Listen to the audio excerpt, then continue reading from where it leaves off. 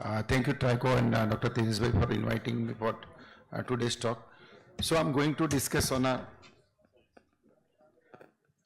potassium and of course the heart failure therapies like RAAS2 inhibitors, MRA and L.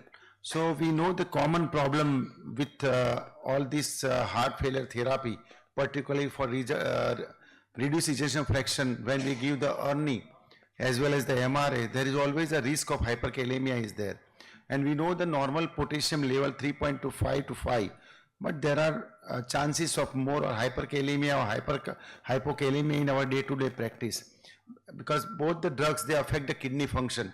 Either you take a RNI or the disease per se, because a patient with LV dysfunction, they have got a renal problem also, diabetic patients and all. So reduce kidney function, and chronic treatment with RAAS inhibitors like ACE inhibitor or the RNI or ARBs, acidosis of course, yes, and patient having sometime vomiting, diarrhea and all, or already on diuretic like high dose diuretic, excessive production of aldosterone and alkalosis.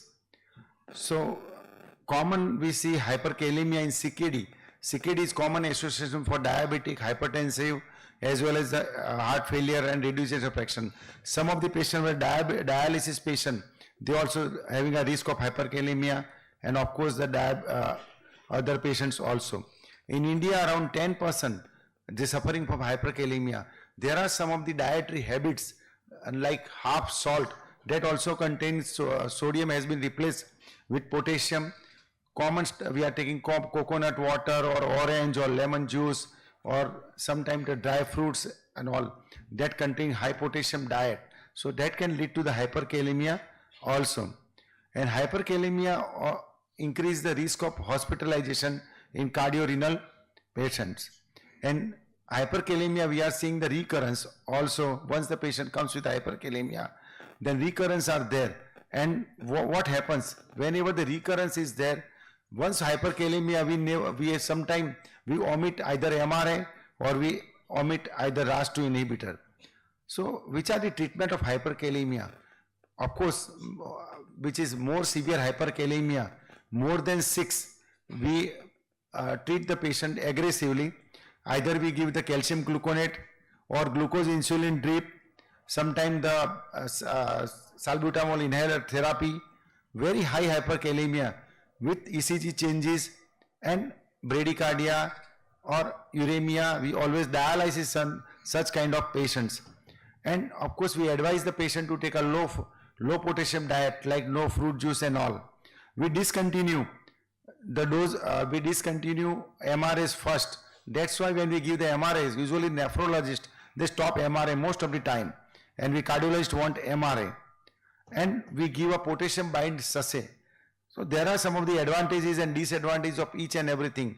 Potassium K bind sachet, it causes GI problem, and there are some drug to drug interaction, diarrhea and all such kind of things. So they are also not for a long term therapy, it is not possible. And all these drugs, they causes just potassium redistribution. There is a temporary therapy. So long term therapy we have to think, and there are some of the molecule that I am going to discuss. And once we see the hyperkalemia, we down titrate the doses of, and we stop either MRA or we decrease the dose of RAAS2 inhibitor, particularly RNI. And of course, once we start, of course this drug is a benefit, but if we discontinue, it is also harmful, increase the risk also for the future events. Another thing is that even the US study has shown that once discontinued, rarely we are able to start. And there is risk of delaying or omitting the guideline-directed therapy.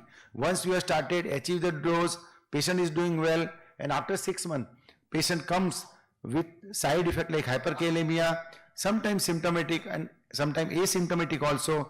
We decrease the one dose or we omit the one drug, like even the MRA also, that increase the risk of all-cause mortality and heart failure hospitalized. So we have to optimize the treatment, and we have to treat the cause which has caused the hyperkalemia.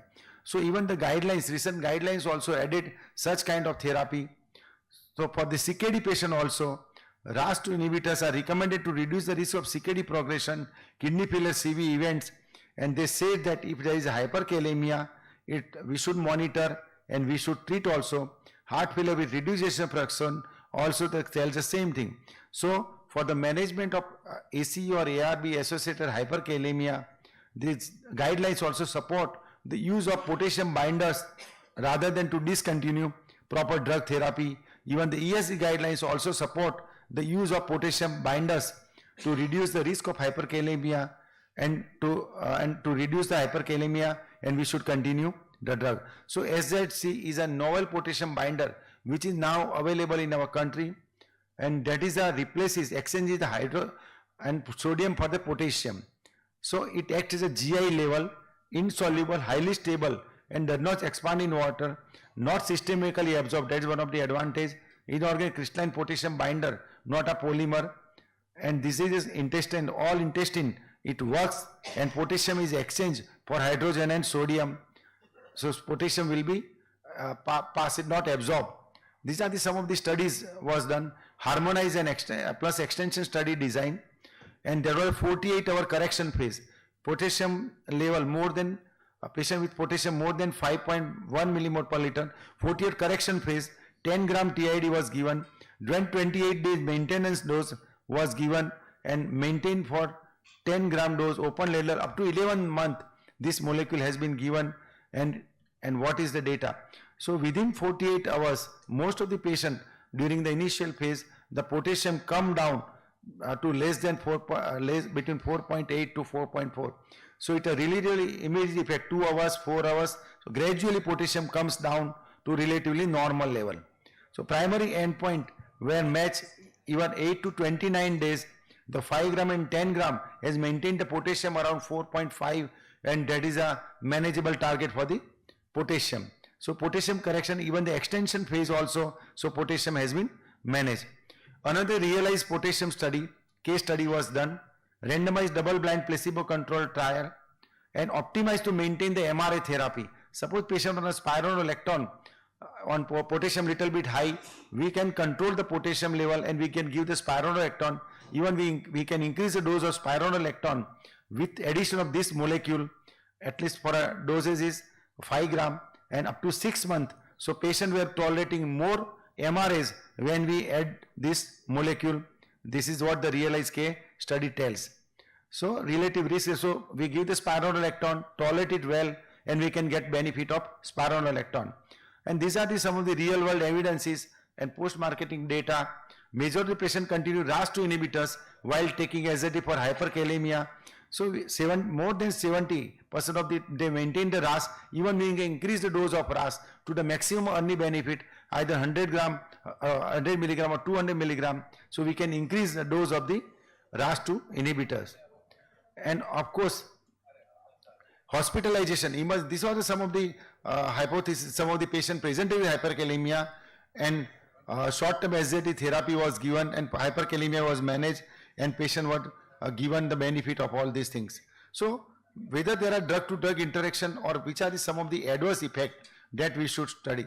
So hypokalemia is not that much of great. So 4.1% of the patient receiving this molecule has got a potassium less than 3.5. Another, some was sodium in increase because exchange for the potassium. So we can get some kind, around 6% of the patient, they can get edema with higher doses, but 5 gram or 5 to 10 gram, not much incidence is there. Of course, there are some drug-to-drug and it acts with a gastric pH. So drugs should be co-and with some of the medication may require 2-hour dosing window, like anti-HIV drug, antifungal, tyrosine kinase, and tacrolimus kind of drug. So localma should be given 2 hours before and 2 hours after oral medication. And how we should give, it's a sachet of 5 gram. So initial correction phase we have to give high dose, and then maintenance is 5 gram to 10 gram per day. It should be continued up to 11 months. The data is available. Once the hyperkalemia is corrected or the cause is reversed, then we can stop this medication. It's a sachet, it's a tasteless, odorless, and may be taken with any other medication, and some of the precaution needed with some drug, and no special condition for the storage. So this is the molecule to be nowadays available. Petriomer is not available in India. So this is one of the molecule which is available. Hyperkalemia is often recurrent and is ongoing threat, and which has been associated with increased risk of mortality hospitalized, that we have seen that patient comes in an emergency and sometimes we require dialysis also. And sometimes we allow the patient to go at 5 or 5.5 potassium. They come back in the emergency. So for rapid potassium reduction and to sustain potassium control, we should use Lokelma. But very high potassium level, more than 6, we should not rely on Lokelma. Managing hyperkalemia can enable guideline recommended RAAS2 therapy as well as MRA therapy, and some of the future data will be available for this molecule. Thank you so much. So how, Jayesh, we could talk, how quick is this therapy in reducing potassium when the patient is hospitalized compared to the classical polystyrene sulfates that we use like K-bind? So this drug is effective when we give the high dose. It's around 2 to 4 hours time. It will be able to reduce around potassium of 0.3 to 0.5. But of course, very high potassium, we should not rely on this molecule. At that time, initially, we have to give the drug which can redistribute the potassium, like calcium gluconate or insulin glucose drip or dialysis. Such kind of treatment is required. Yeah, I think in most of the data sets, within 12 hours, 90% achieve normal levels, and 24 hours, almost everybody had, on top of the standard care that you already mentioned. So I think with that, thank you, Jayesh bhai. Thank you. End the talk.